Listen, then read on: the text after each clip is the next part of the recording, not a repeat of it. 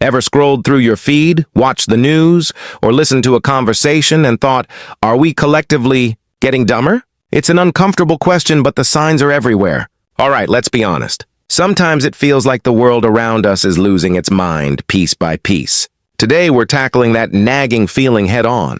Is society actually getting dumber? Or is it something far more complicated? A shift in how we think and learn that we haven't quite understood yet. Get ready because we're about to pull back the curtain on some uncomfortable truths. This isn't just about IQ scores. It's about the very fabric of our understanding, our decision-making, and frankly, our future. By the end of this, you'll not only have a clearer picture of what's really going on, but you'll also walk away with some powerful insights into how you can navigate this evolving intellectual landscape and sharpen your own mind. Let's kick things off by defining our terms. What do we even mean by dumber? Because it's not as simple as flipping through an old textbook. If we think about smart in the classic sense, memorizing facts, acing tests, knowing all the dates and names, then maybe, just maybe, that kind of smart is less emphasized now. After all, your phone has all of Wikipedia in its pocket, right? But intelligence isn't just about recall. It's problem-solving, critical thinking, emotional awareness, creativity, adaptability. And the world today demands a different kind of mental agility. Think about it. Our ancestors needed to know how to track game, identify edible plants, build shelter. That was smart in their context. Our grandparents needed to understand complex machinery, manage household budgets without calculators, and navigate purely by paper maps. That was smart for their time. Today, we're navigating a digital wilderness, bombarded by information, trying to discern truth from fiction, managing complex social dynamics online and off. Is it possible we're not getting dumber, but rather, our brains are simply optimizing for different skills, some of which might look a lot less like traditional academic intelligence and more like rapid information processing or pattern recognition in a sea of data? It's a crucial distinction, because if we're looking for the wrong kind of dumb, we might miss the real issue.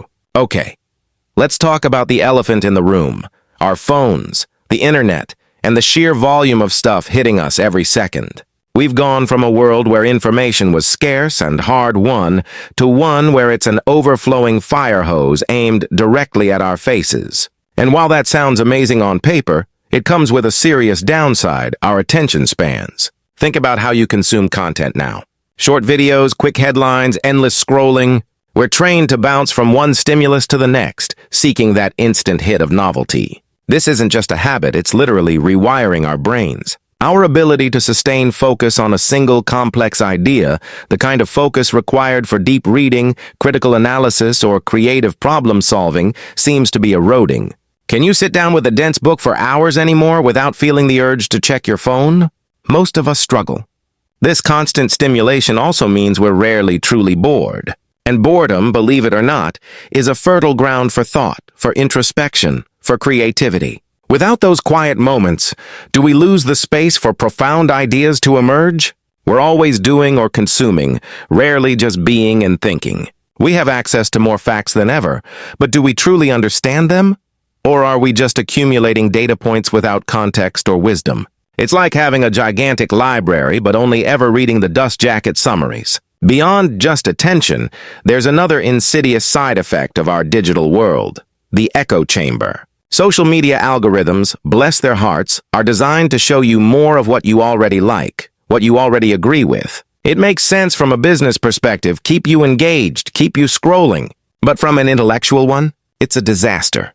We're increasingly living in self-reinforcing bubbles, where our beliefs are constantly affirmed, and opposing viewpoints are either filtered out or presented as caricatures. When was the last time you had a truly robust, good-faith debate with someone who held fundamentally different views, where both sides genuinely listened and learned? For many, that's become a rare, almost uncomfortable experience. This isn't just about political opinions. It filters into how we understand science, history, even personal choices. Without exposure to diverse ideas, without the friction of challenging our own assumptions, our critical thinking muscles atrophy. We stop asking why or what if, and instead simply absorb what confirms our biases. If everyone around you is nodding in agreement, why would you question anything?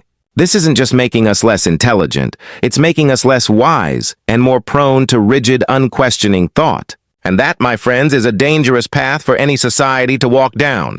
Now let's talk about our tools, the things designed to make life easier, faster, better. From calculators to GPS, from spell check to AI writing assistants, we rely on technology to handle tasks that once required significant mental effort. Is this making us collectively lazy, or is it freeing up our brains for higher-level thinking? It's a classic paradox. Take basic arithmetic.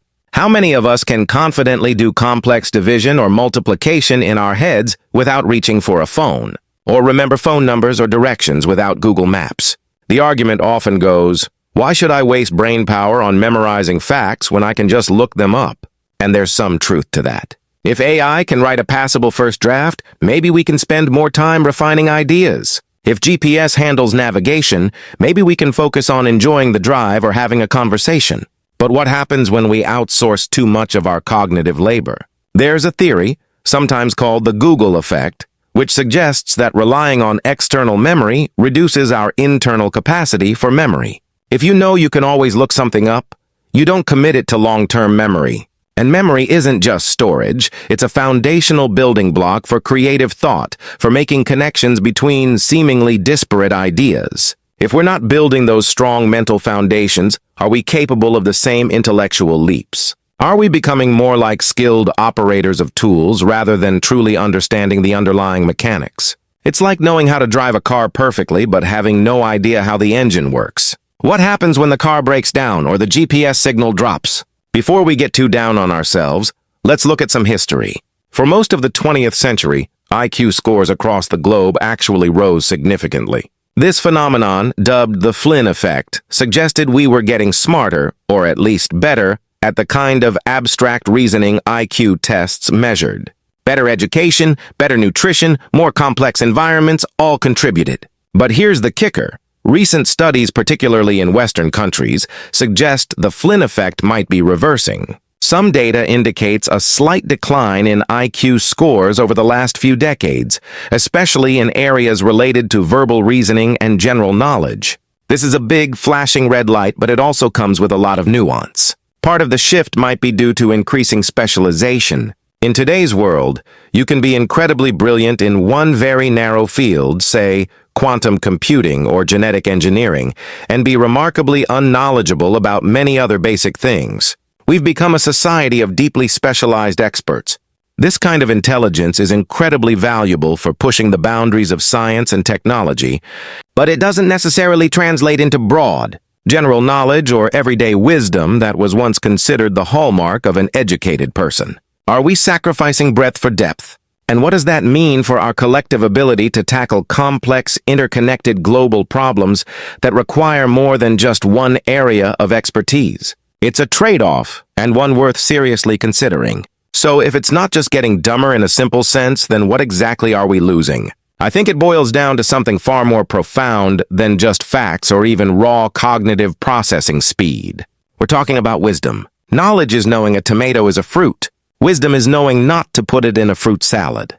Wisdom involves judgment, perspective, an understanding of human nature, and the ability to apply knowledge effectively in real-world situations. It's built not just on information, but on experience, reflection, and even a willingness to be wrong. And in our hyper-connected, instant gratification, echo-chambered world, those ingredients for wisdom seem increasingly scarce. We're drowning in information, but thirsting for insight. We have endless opinions but lack the patience for genuine deliberation. We celebrate quick answers but shy away from nuanced dilemmas. The philosophical underpinnings of society, the ability to reason ethically, to understand consequences beyond immediate satisfaction, to appreciate the lessons of history, these are the things that seem to be eroding. If we don't value introspection, if we don't seek out challenging perspectives, if we don't take the time to truly digest and synthesize information, then no amount of raw data or processing power will make us wiser. In fact, it might just make us more efficient at making poor decisions. Okay, so it's easy to feel a bit overwhelmed, maybe even a little pessimistic after all that. But here's the exciting part. Recognizing the problem is the first step towards solving it. We're not doomed to a future of collective dimness. We have agency, individually and collectively, to fight back. So how do we cultivate a sharper mind, a more resilient intellect, and yes, even more wisdom in this fast-paced, distracted world? It starts with intentionality. First, curate your information diet. Don't just passively consume whatever algorithms feed you. Seek out diverse sources, read deeply, engage with ideas that challenge your worldview, not just confirm it. Turn off notifications. Put your phone away. Give your brain room to breathe and think without constant interruption. Second, embrace boredom. Seriously, let your mind wander. Go for a walk without your phone, stare out the window, sit in silence. This is where your brain makes connections, processes emotions, and incubates creative ideas. It's uncomfortable at first, but incredibly rewarding. Third, practice critical thinking actively. When you encounter a piece of information, ask yourself, who is saying this? Why? What evidence do they have? What are the counter-arguments? Don't just accept, interrogate. Engage in respectful debate, even if it's just in your own head. Learn to distinguish between opinions and facts. Finally, read books. Real, physical books. Long-form content forces your brain to engage in sustained focus, to follow complex narratives, to build a mental map of ideas. It's a mental workout that short-form content simply can't provide. So are we getting dumber? Maybe in some ways. But the shocking truth is that the power to change that, to build a more intelligent and wise future, starts right here, with each one of us. So, to recap, the question of whether we're getting dumber isn't a simple yes or no. We've seen how the definition of smart is evolving, how our digital environment impacts attention and critical thought, and the tricky balance of relying on technology. We also looked at the historical perspective of the Flynn effect and the rise of specialization, contrasting it with a potential decline in broader intelligence and a very real erosion of wisdom. The good news? We're not helpless. By being intentional about our information, embracing quiet, practicing critical thinking, and engaging with deep content, we can absolutely sharpen our individual and collective minds. What do you think? Are we collectively losing our intellectual edge, or just changing the way we think? Drop a comment below and let me know your thoughts on this complex topic. And if you found this conversation thought-provoking, make sure to hit that subscribe button for more deep dives into the big questions shaping our world.